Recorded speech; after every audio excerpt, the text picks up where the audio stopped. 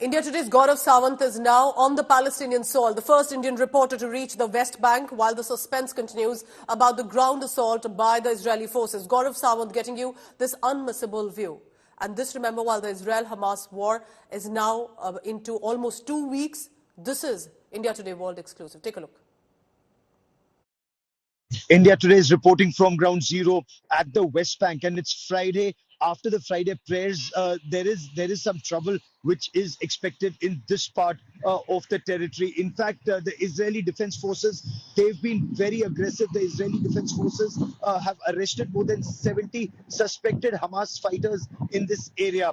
And this has happened just in the past 24 hours. The Israeli forces swooped in, made those arrests, and took those suspects away. But apart from that, the expectation is hours from now, as people assemble for Friday afternoon prayers at the mosque here. This is where India Today will be reporting from. There will be clashes with the Israeli forces. The apprehension is after Gaza Strip, this could be the second front where the Israeli forces could be engaging with the rising anger amongst the Palestinian youth. India Today is the first channel to be reporting from so deep inside the West Bank. So we were at Ramallah, now we've come to Beira. This is where you have some Israeli settlements, and in these settlements are being targeted by the Palestinian youth, who say that the targeting, the airstrikes that have been carried out at more than 100 locations. The situation remains extremely tense, extremely grim. The images are being broadcast in every home live.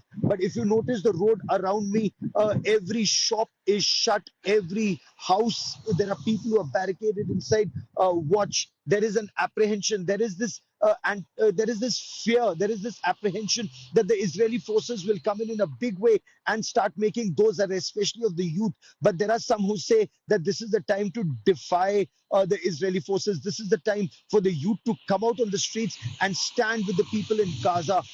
And you have to be very careful what you say, what you speak when you are here at the West Bank, because the situation, one, very volatile, two, very, very tense. Now, this is a place which is home to close to 30 lakh people, 86% Palestinians, 14% Israeli settlers. And there have been instances of violence, of targeted attacks that have been taking place. And that is why the Israeli forces are also deployed in larger numbers. We're getting to where this apprehension is that there could be violence.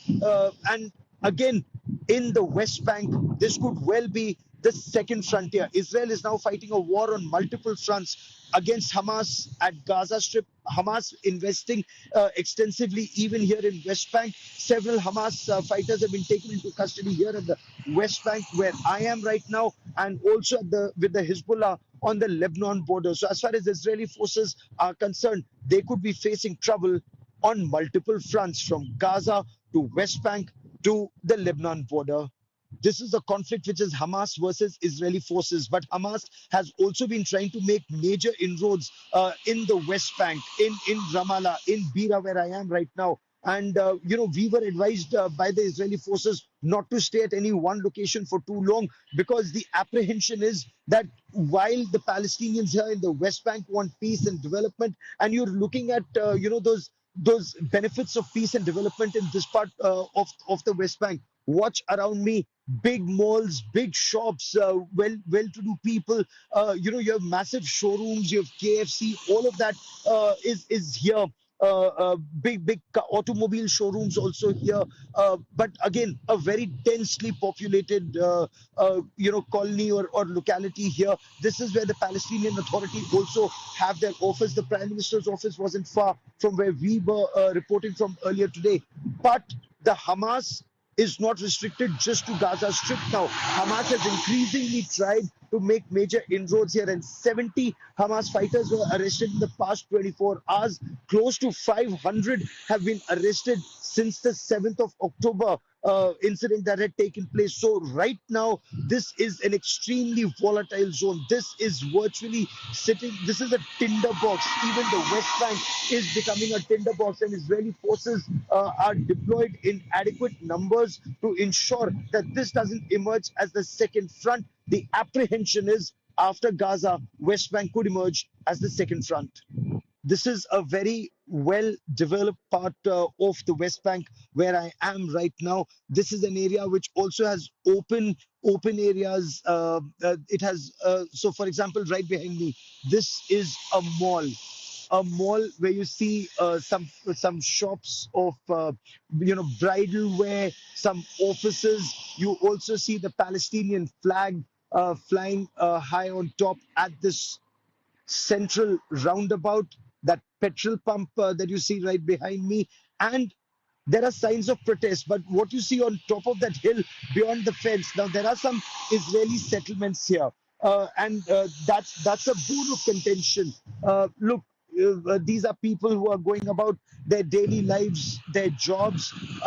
Watch, their big cars in this area. So whether you have the latest Volkswagen, were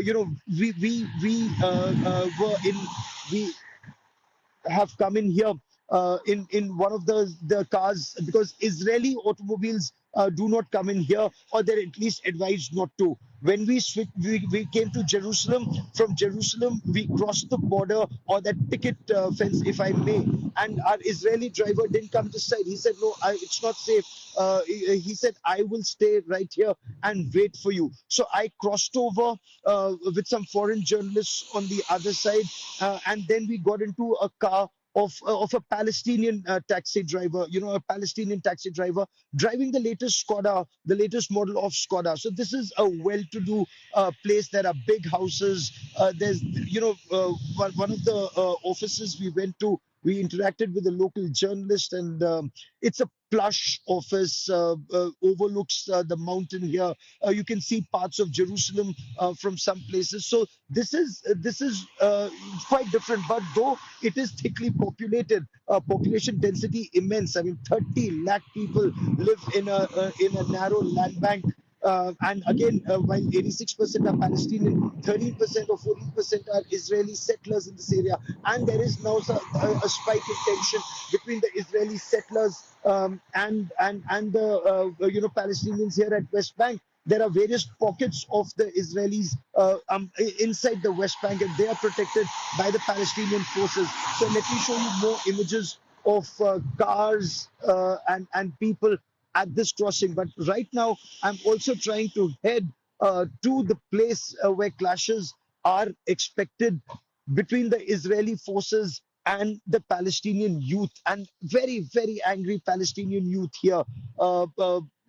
Again, as I was coming in, the advice was, do not stay at any one location for too long, because this is where word gets around here very quickly. And the Hamas fighters could also learn that there are foreign journalists here, and then they could come and target people in any one location. So we come to a location, we shoot there, and then we move to the next location to be able to get you a wider perspective of what's happening here.